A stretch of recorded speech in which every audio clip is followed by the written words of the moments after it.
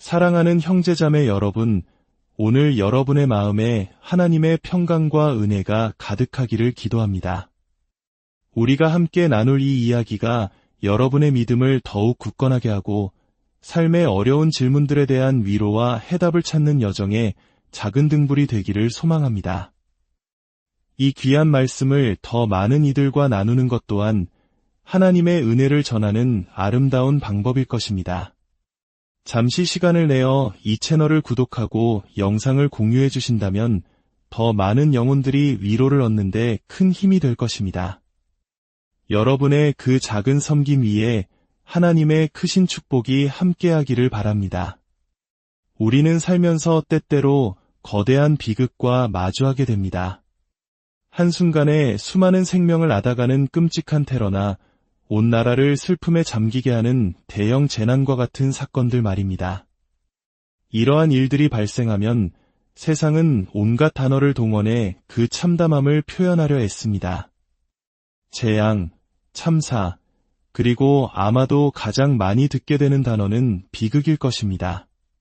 그런데 제 마음을 무겁게 하는 것은 사람들이 비극이라는 단어 앞에 습관처럼 붙이는 또 다른 단어입니다. 바로 의미 없는 이라는 수식어입니다. 의미 없는 비극. 우리는 이 말을 너무나도 자주 듣습니다. 하지만 잠시 멈추어 생각해 보십시오. 의미 없는 비극이라는 말은 사실 그 자체로 모순을 담고 있습니다. 어떤 사건을 비극적이라고 규정하기 위해서는 그것과 비교할 수 있는 선함이나 올바름의 기준이 반드시 존재해야 합니다. 만약 세상 모든 일이 그저 무작위적이고 아무런 의미 없이 일어나는 것이라면 그 어떤 것도 진정한 의미의 비극이나 축복이 될 수 없습니다. 그저 아무 뜻 없는 사건일 뿐이겠지요. 즉, 비극이라는 단어 자체는 이 세상에 어떤 목적과 질서가 존재함을 전제하고 있는 것입니다. 제가 이 말을 하는 이유는 의미 없는 비극이라는 생각이 기독교 신앙의 핵심과 정면으로 배치되기 때문입니다. 만약 어떤 일이 아무런 목적이나 의미 없이 일어날 수 있다면 그것은 하나님의 주권과 섭리를 부정하는 세계관입니다. 하나님이 진정 살아계신 하나님이시며 역사를 주관하시는 섭리의 하나님이시라면 이 세상에 궁극적으로 의미 없는 일은 단 하나도 일어날 수 없습니다. 제가 대학 시절 철학을 전공하던 마지막 학년에 교양 과목으로 생물학개론 수업을 들었던 기억이 납니다.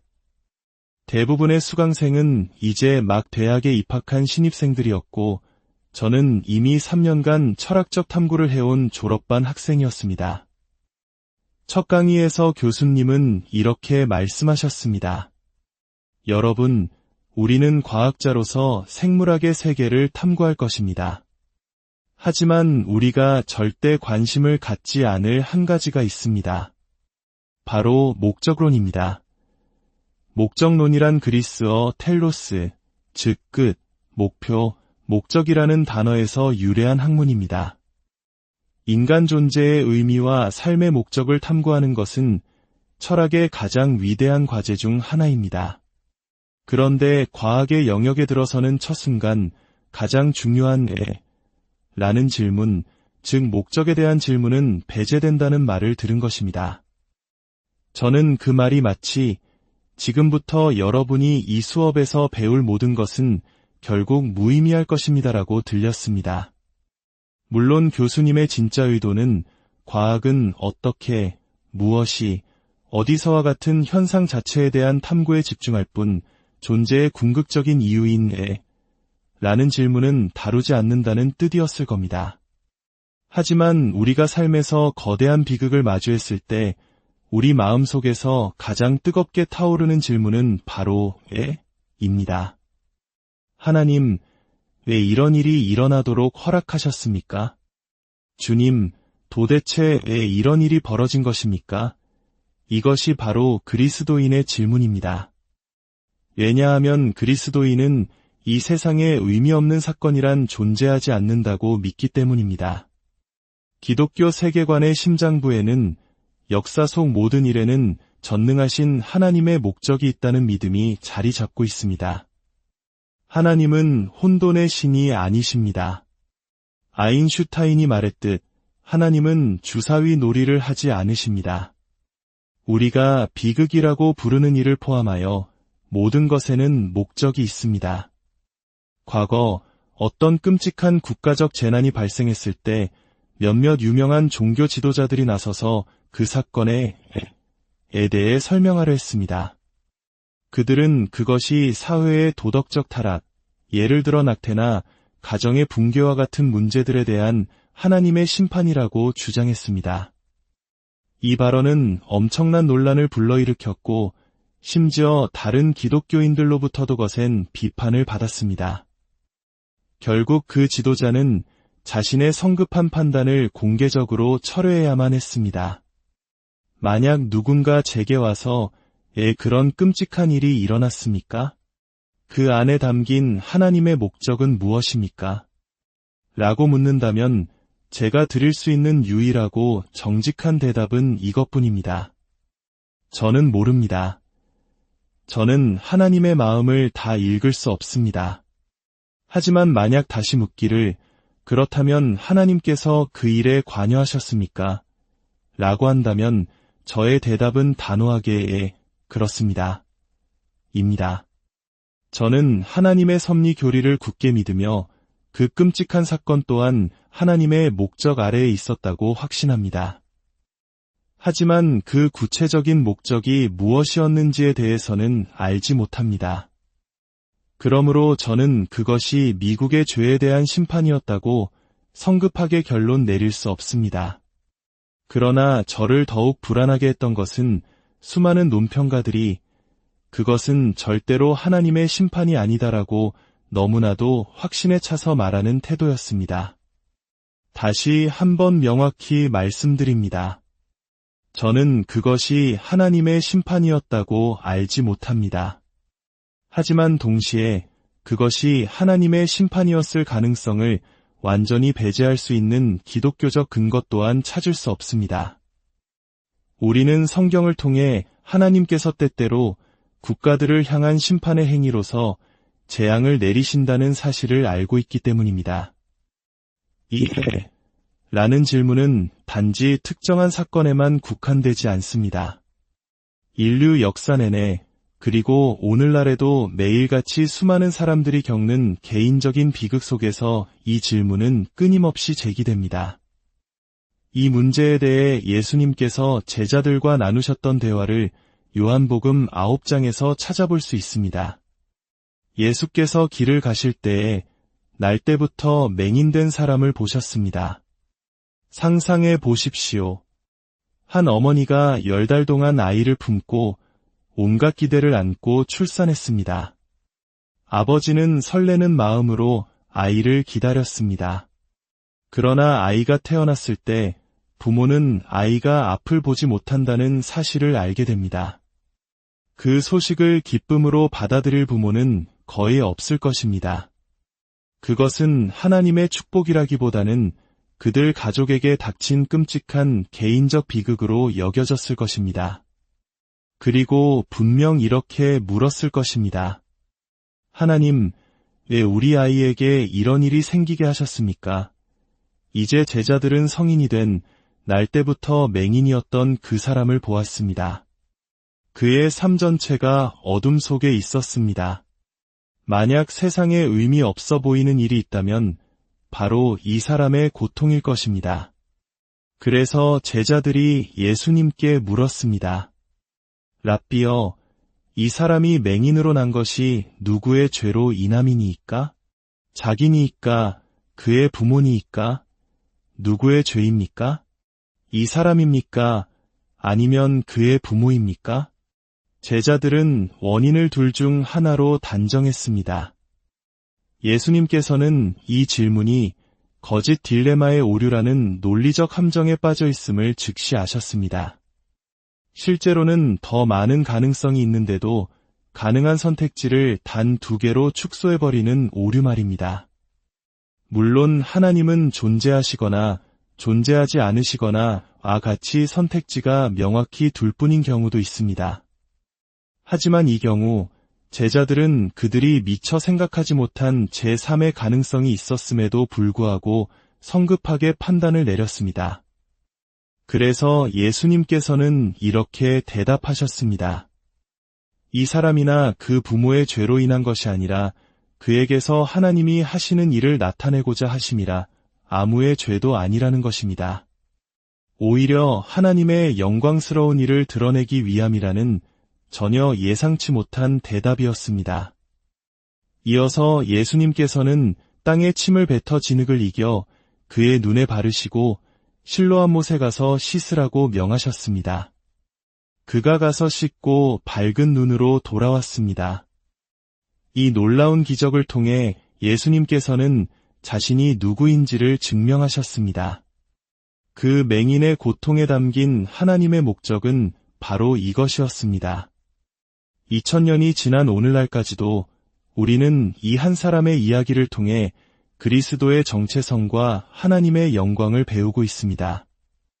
아마도 지금쯤 천국에 있을 그 사람은 자신의 자손들과 함께 둘러앉아 하나님께서 자신의 실명이라는 비극을 통해 어떻게 위대한 구원의 역사를 이루셨는지 이야기하고 있을 것입니다.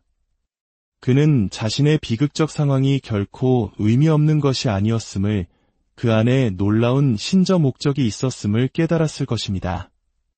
제자들은 성급한 판단으로 실수를 저질렀습니다. 하지만 그들을 어리석다고만 치부해서는 안 됩니다. 왜 그들은 고통의 원인을 죄와 연결 지으려 했을까요? 그들은 인류 역사상 가장 위대한 신학교, 즉 예수님 자신으로부터 직접 가르침을 받은 제자들이었습니다. 그들이 죄와 고통 사이에 어떤 연관이 있다고 생각한 이유는 그것이 근본적인 진리임을 알고 있었기 때문입니다. 이 세상에 존재하는 모든 비극과 고통의 궁극적인 원인은 바로 죄입니다. 죄가 없다면 고통도 없습니다. 죄가 없는 천국에는 죽음도, 눈물도, 그 어떤 고통도 존재하지 않습니다. 제자들은 이 세상에서 죄와 고통이 연결되어 있다는 큰 그림을 이해하고 있었습니다. 다만 그들의 실수는 이 특정한 사람의 비극을 어떤 특정한 사람의 특정한 죄와 직접적으로 연결 지으려 했다는 점입니다. 만약 그들이 욥기를 주에 깊게 읽었다면 더 잘 알았을 것입니다. 욥이 겪었던 끔찍한 고난을 기억해 보십시오. 사탄은 하나님 앞에서 욥이 하나님을 섬기는 이유는 단지 하나님이 그에게 온갖 축복을 부어주셨기 때문이라고 조롱합니다. 하나님께서 그 울타리를 거두시면 욥이 당장 하나님을 저주할 것이라고 장담합니다. 하나님은 사탄의 시험을 허락하셨고 의로운 욥은 모든 것을 잃고 극심한 고통에 빠집니다. 그때 욥의 친구들이 찾아와 그를 위로한답시고 이렇게 말합니다. 욥, 자네가 이렇게 끔찍한 고통을 겪는 것을 보니 분명 남몰래 지은 끔찍한 죄가 있는 것이 틀림없네. 그들은 욥의 고난의 크기와 그의 죄의 크기가 정확히 비례한다고 단정했습니다. 욥기 전체는 바로 그 잘못된 가정을 반증하기 위해 쓰였습니다. 욥의 고통의 목적은 그의 개인적인 죄와는 아무런 관련이 없었습니다. 그것은 하나님의 주권과 인간의 믿음이라는 더 큰 우주적 드라마의 일부였습니다. 다윗 왕이 밧세바를 통해 낳은 아이가 병들었을 때 그는 잿더미에 앉아 7일 동안 금식하며 아이를 살려달라고 기도했습니다. 나단 선지자는 이미 그 아이의 죽음이 다윗의 죄에 대한 하나님의 심판이 될 것이라고 예언했습니다. 그리고 하나님의 말씀대로 아이는 죽었습니다. 이처럼 성경에는 죄에 대한 심판으로서 고난이 임하는 경우가 분명히 기록되어 있습니다. 바울 사도가 겪었던 육체의 가시는 어떠합니까? 그것은 그가 지은 죄 때문이 아니었습니다. 오히려 그가 교만하지 않도록 항상 하나님의 은혜에 의지하도록 하기 위한 하나님의 선물과도 같은 것이었습니다. 하나님께서는 당신의 백성에게 우리가 비극이라 부르는 일을 허락하시는 데에는 여러 가지 이유가 있습니다. 때로는 심판을 위해, 때로는 우리를 거룩하게 하시기 위해, 때로는 하나님의 영광을 드러내시기 위해, 또 우리가 알지 못하는 수많은 선한 목적을 위해 고난을 사용하십니다. 예수님과 제자들의 대화가 우리에게 주는 핵심 교훈은 이것입니다. 섣불리 판단하지 말라는 것입니다. 만약 당신이 제게 왜 이런 일이 일어났습니까? 라고 묻는다면 저의 정직한 대답은 여전히 모릅니다. 입니다. 하지만 여기에 반드시 덧붙여야 할 것이 있습니다. 기독교의 하나님, 섭리의 하나님을 믿는 모든 이들이 붙들어야 할 궁극적인 진실은 하나님의 백성에게는 궁극적인 비극이란 존재하지 않는다는 것입니다.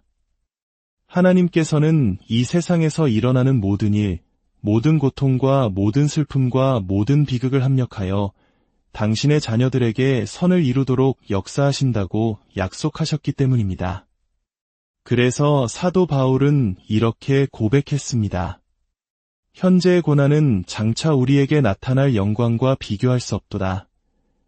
그리스도인에게 비극은 일시적일 뿐 결코 영원하지 않습니다. 우리가 겪는 모든 아픔은 잠깐이지만 하나님께서 당신의 백성을 위해 예비하신 영광과 축복은 영원합니다. 지금 여러분의 삶에 어떤 폭풍우가 몰아치고 있습니까? 이해할 수 없는 고통으로 인해 라는 질문을 던지고 계십니까? 그 질문에 대한 구체적인 답을 지금 당장 알지 못할 수도 있습니다. 그러나 이것 하나만은 굳게 믿으십시오.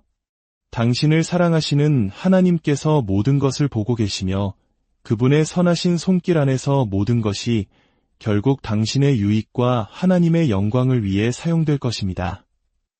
여러분의 삶에 닥쳐온 모든 시련 속에서도 하나님의 선하신 목적이 온전히 이루어지기를, 그리고 그 과정 속에서 우리 주님의 위로와 평강인을 함께 하시기를 간절히 기도합니다.